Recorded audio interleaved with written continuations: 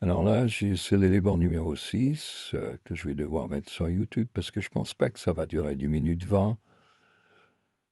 Et puis j'ai la flemme de découper en morceaux, donc voilà, je vais donner la description Zineb, donc pour continuer dans les clins d'œil qu'il a fait pour prouver qu'elle est un capturé et qu'elle parle sous la contrainte, accuse Israël et les Juifs d'être comme elle les accuse, elle fait une aversion accusatoire en copiant les accusations qui sont portées contre l'islam.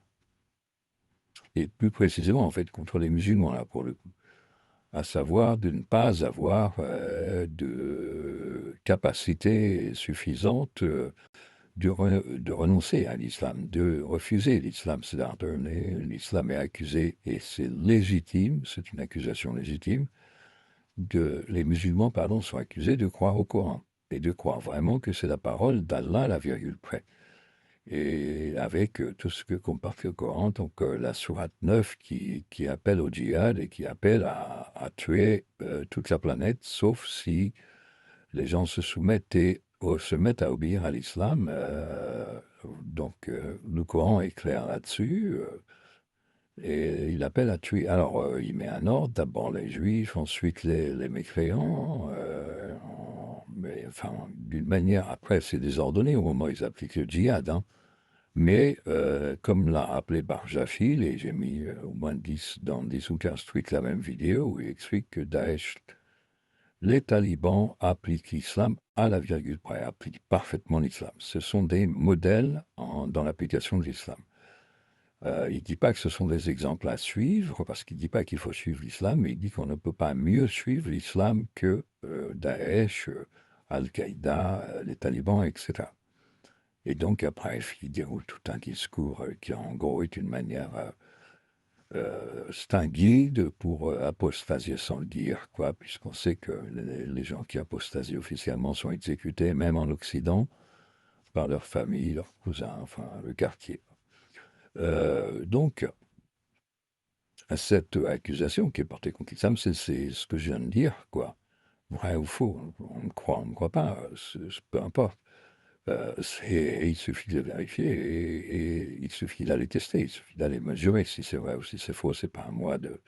On va pas me croire sur parole alors que je ne fais que faire une vidéo anonyme. Mais Zineb, donc, elle porte cette accusation contre les Juifs. Et ça, c'est une propagande non seulement islamique, mais exclusivement islamique, typiquement islamique, puisque c'est un mensonge injonction. Hein, je rappelle ce que c'est qu'un mensonge injonction. C'est pas un truc qui est fait pour être cru, c'est un truc qui est fait pour épuiser. C'est-à-dire pour obliger la personne à passer une demi-heure à faire quelques clics, à produire un document qui montre que c'est faux. Mais du coup, le menteur injonctif comme l'islam l'est, la propagande islamique utilise le mensonge injonction, ne cherche pas à être cru à la base. Et ce qui est normal, puisqu'ils peuvent être débunkés en moins d'une demi-heure, et même en moins d'un quart d'heure, si on est bien entraîné avec Internet, en clic vite, en Google vite, voilà. Donc même la LFI hésite à utiliser. D'abord, ils s'y connaissent pas, ils savent qu'ils s'y connaissent pas, donc ils se feraient prendre à la moindre discussion, ils se prendraient les pieds dans le tapis, ils auraient l'air ridicule. Même la LFI qui reprend énormément de la boîte à outils islamiste n'ose pas utiliser cet outil-là, le mensonge injonction contre les juifs sur la religion. Euh, Et seule la propagande islamique le fait parce qu'elle s'en fout. Elle sait qu'elle ne sera pas crue, c'est pas son problème en fait. Elle a besoin de mobiliser ses troupes de manière religieuse. Elle en a absolument rien à foutre, la propagande islamique, de ne pas être crue par les mécréants. Ça lui est totalement indifférent. On ne compte pas. Les mécréants, on est des animaux. En islam, c'est notre statut, il est clair. On meuble l'environnement. On est une sorte de pollution pour l'islam. Et Zineb n'est pas, je le redis, elle ne s'est pas déclarée musulmane, elle n'a pas dit qu'elle était convertie, ce qui n'aurait pas pris, de toute façon, ça aurait disqualifié l'effet de la prise d'otage, le fait de la contraindre. Donc ils ont préféré une stratégie qui pense être, pas- pas- vous astucieuse, sauf que, problème, elle énonce ce mensonge à Joxan. Elle traite les juifs de croyants, de religieux. Or, il y a un énorme problème, c'est que, alors c'est pas tout le monde sait, il y a plein de gens qui le savent pas, ils en ont rien à foutre. Mais il est très facile de vérifier, et pas dans mes livres, pas avec de la documentation, mais vous allez voir des juifs que vous connaissez, il est très facile de savoir ce que veut dire le mot juif et de savoir que ça n'a strictement aucun rapport avec la religion, que c'est un état civil, voilà, c'est une identité de naissance. On est juif, c'est seulement si on a une mère juive, donc si vous voulez, si votre mère elle est athée et que vous êtes chrétien, musulman, bouddhiste, voilà, vous serez tous les deux juifs, ça n'aura aucun rapport. Et ça, c'est facile à savoir. Il y a plein de manières détournées de le savoir, de détourner, direct, etc., de façon à se garantir que ça ne peut pas être un, comment dire, c'est pas comme un truc d'histoire, vous voyez, vous venez, ah, vous avez, il vous suffit d'aller vous promener dans Paris, dans une grande ville, il y a des écoles avec des juifs dedans, puis vous demandez à quelqu'un ce que veut dire juif, il vous dira, eh ben, on est juif, c'est seulement si on a une mère juive. Par contre, si on a un père juif, on n'est pas juif. Si on a un père juif et sans avoir une mère juive, si on a une mère qui n'est pas juive et un père juif, on n'est pas juif. Donc, c'est très très simple. Être juif, c'est une notion totalement dans laquelle la religion, la culture, tout est absent. C'est un truc absolument direct. Et vous êtes juif de la naissance à la mort et faites ce que vous voulez. Vous pouvez devenir lesbienne aux cheveux bleus, transsexuel, martien même, si vous voulez. Ça va pas changer votre mère et si vous avez une mère juive, vous êtes juif. Voilà. Et donc ça, c'est quelque chose qui est facile à savoir, à vérifier, qui a fait d'ailleurs qu'au cours du temps qui a passé, il y a eu des juifs noirs, il y a des juifs chinois, il y a des juifs japonais, en gros, Hitler en a exterminé environ un tiers, mais il doit rester une quinzaine de millions de juifs sur la planète. Il y en avait, si Hitler n'était pas passé par là, il y en aurait peut-être 25 millions, hein, je ne sais pas exactement, mais c'est cet ordre de grandeur, euh, dont 8-10 millions concentrés en Israël. Et de toute religion, il y a, alors un truc qui est rare, c'est qu'un juif devienne musulman, vu que dans leurs prières, les musulmans répètent 17 fois par jour que ils demandent à Allah 17 fois par jour, c'est une règle de la prière islamique, enfin, de tuer, en fait, d'éradiquer les juifs de la planète. Donc, vous avez un tout petit pourcentage de juifs qui sont musulmans, mais vraiment minimes, mais ils sont très très rares, et sinon vous avez pas mal de chrétiens juifs.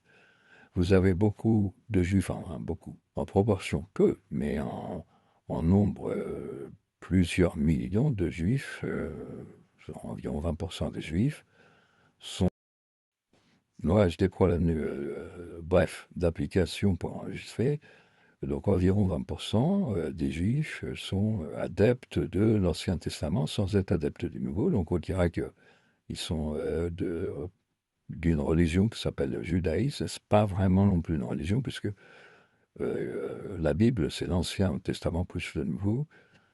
Donc le judaïsme, si vous voulez, c'est assez proche du christianisme, sauf que il y a une opposition absolue entre les deux dogmes, puisque le judaïsme affirme que Jésus était un simple rabbin et le christianisme affirme que Jésus c'est Dieu. Voilà. Donc il y a une séparation.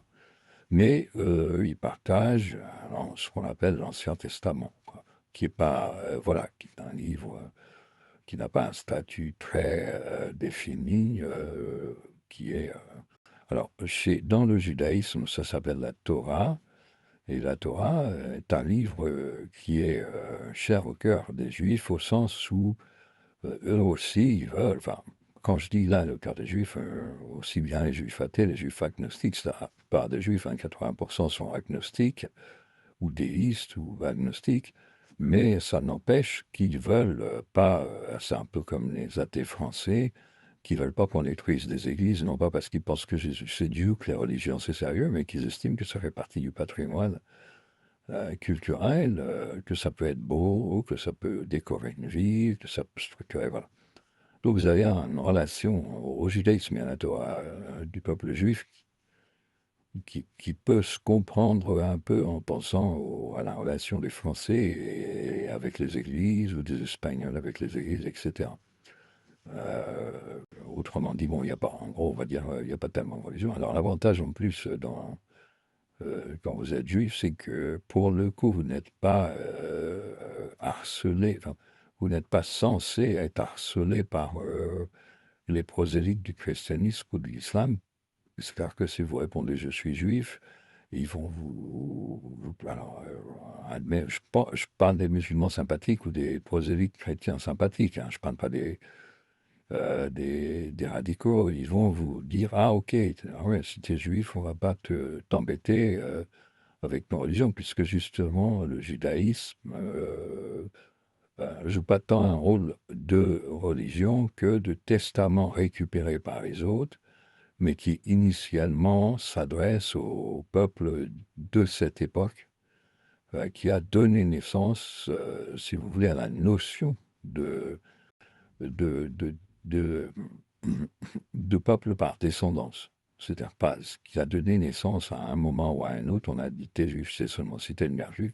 C'était beaucoup plus tard d'ailleurs, ce n'était pas quelque chose de très... c'est pas religieux, c'est-à-dire que c'était pas... voilà, je ne crois pas qu'il soit inscrit dans les textes religieux que c'est comme ça, mais en tout cas, c'était pour préserver un patrimoine culturel, mais absolument pas un impératif religieux. Et donc, Zineb, elle utilise une propagande islamique qui elle-même a été inventée donc, en tant que mensonge d'injonction par des propagandistes islamiques, sachant quand même que les inventeurs islamiques de cette propagande, donc là c'est vraiment plus qu'un mensonge, c'est l'opposé de la réalité, si vous voulez, ils accusent les gens les moins religieux du monde d'être aussi religieux qu'eux. Donc si vous voulez, on peut parler, c'est pas seulement le contraire, c'est pas seulement un mensonge, c'est vraiment une inversion totale. Mais on peut accuser un certain nombre de propagandistes et de diffuseurs musulmans de cette propagande d'être presque sincères. Pourquoi? Parce qu'ils ne conçoivent pas, ils n'ont pas la perception de... Ils ont détruit les parties de l'organisme qui permettent de se mettre à la place de quelqu'un qui n'est pas captif d'une religion. Et du coup, ceux-là, alors même si c'est en général pas les chefs, parce que du fait de leur handicap mental, ils peuvent difficilement accéder à la place de chef. Hein. Les chefs sont athées, comme dans toutes les multinationales. Les chefs, ils ont besoin de souplesse, donc voilà, ils vont pas dire je crois que le Coran a été dicté par Dieu quand vous voyez la mer. Je sais le Coran, si vous croyez ça, vous êtes mal parti dans la vie, mais un certain nombre de chaînons intermédiaires euh, peuvent diffuser cette propagande parce que pour eux, ils croient que toute la terre est musulmane, mais qu'il y a des gens qui font semblant de ne pas l'être parce qu'ils seraient des sortes de capricieux, de dissidents qui ne veulent pas reconnaître la vérité islamique parce qu'elle les dérange. Vous voyez, je sais ça, on est dans le délire total, mais c'est ce que j'ai observé. Voilà, c'est ce que j'ai observé sur de nombreux cas. Mais alors, Zineb, par contre, elle est à part, parce que Souley, elle sait tout ça. Tout ce que je raconte, elle le sait parfaitement. Donc, elle sait très bien que la guerre que mène Israël, est une obligation, en fait. Hein, est une obligation. On a le choix entre voir, euh, en très peu de temps, tous les Juifs se faire massacrer, tous les Juifs d'Israël se faire massacrer, torturer, découper, violer, et tout, à main nue, avec des couteaux, par l'islam qui l'entoure, par les peuples hostiles environnants, ou voir Israël combattre pour les en dissuader. Bon, il n'y a pas de troisième option, en fait. J'ai fait une vidéo, d'ailleurs, sur le problème, juste avant celle-ci, ou deux vidéos avant celle-ci. Et du coup, elle le sait. Voilà, qu'est-ce que vous... Et or, qu'est-ce qu'elle fait? Et il y a des journalistes, elle le sait bien mieux, je dirais, que ce que je viens de dire. Elle a les outils, elle a les collègues, elle a l'environnement. Voilà, c'est des questions lourdes. C'est des questions Voilà, il connaît les réponses à toutes ces questions, parce que en plus, c'est pas des questions polémiques.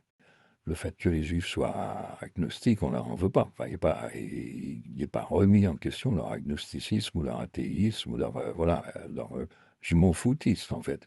Comme la plupart des gens du monde libre, on sait, voilà, on est poli avec le religieux, mais ça va pas plus loin, quoi. Et pourtant, elle les accuse d'être religieux, voire on a l'impression qu'elle parle de l'islam quand elle parle du judaïsme, quand elle parle du sionisme. En plus, elle utilise le mot sionisme comme si c'était une notion religieuse. Et de ce fait, je- ça vient s'ajouter au dossier qu'elle est capturée, parce que quand vous dites ça, vous n'avez pas d'avenir d'influenceur. Vous ne pourrez pas porter. Ça peut marcher sur les masses, voilà, vous trollez des space Twitter, vous allez dans des débats, vous racontez des conneries, ça fatigue tout le monde. Les gens ne savent plus où ils en sont, ils ont besoin de prendre une heure pour aller sur Twitter. Ils vont avoir mal aux yeux, mal à la tête, parce ils auront lu plusieurs documents, etc. Et donc, vous aurez atteint votre but d'épuisement, de mettre un peu de bordel dans la tête des gens qui ne savent pas et qui débarquent, si vous voulez. Mais si elle prétend défendre les Palestiniens, elle ne va pas les défendre en accusant des agnostiques d'être des intégristes religieux, alors qu'on ne connaît même pas, on ne sait même pas de quelle religion ils pourraient être intégristes et fanatiques, dans la mesure où l'intégrisme du judaïsme, il est totalement pour la Palestine, il est pour brûler Israël, il est copain avec l'Iran, ça s'appelle René Touré-Carta, ils brûlent tous les ans le drapeau d'Israël, ils sont pour la Palestine parce qu'ils sont pour réalisation des prophéties. Ces prophéties, justement, elles, allez voir, vous tapez Nettore Carta sur Google, vous aurez 150 vidéos YouTube qui vous expliquent que ce sont alors, c'est pas des islamistes, c'est pas des chiites non plus, mais on peut les considérer comme des Iraniens chiites. Si vous voulez, la seule chose, c'est ils utilisent la Torah à la place du Coran, un certain nombre enfin, ils ont un paradigme religieux, mais totalement anti-Israël. Ils veulent la mort d'Israël. Et ils mènent à l'intérieur d'Israël un combat qui est assez semblable que moins violent. Ils ne tuent pas les gens parce qu'ils sont à l'intérieur. Ils seraient vite éliminés pour le coup. Mais ils mènent à l'intérieur un travail de sape pour détruire Israël, pour mener à la fin d'Israël, exactement de même nature que Hezbollah, Hamas, enfin que l'islam mène à l'extérieur des frontières d'Israël. Donc est né Touré Carta, qui est la seule excroissance religieuse du monde juif, elle les connaît, Zineb. Elle peut pas, voilà.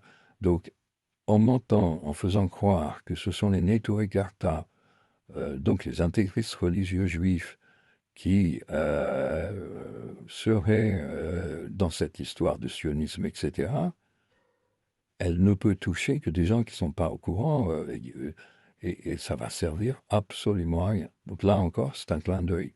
Parce que je dirais que, en fait, à l'inverse, au niveau de la géopolitique sérieuse, c'est vraiment l'agnosticisme, c'est-à-dire l'absence de religion, la volonté de faire du commerce, de construire des immeubles, des marchés, des trucs et des machins, faire de l'aménagement, contre l'intégrisme, lui, musulman, qui veut que la région soit islamique. Et qui, si vous voulez, la revendication de l'islam, et pourquoi ils veulent rayer Israël de la carte, c'est pas pour des peuples, puisqu'ils en ont en fait pas. Ils ont des habitants épars, mais c'était pas. C'est pour qu'ils revendiquent l'islamisation de la zone. Et c'est la seule raison de l'islam, comme ils revendiquent d'islamiser le monde entier. De toute façon, bon, c'est très simple. Avec l'islam, c'est très simple. Euh, et la résistance occidentale à travers Israël, elle est que nous, on veut de la laïcité, enfin voilà, on veut que les gens ne soient pas écrasés, esclavagisés par les religions.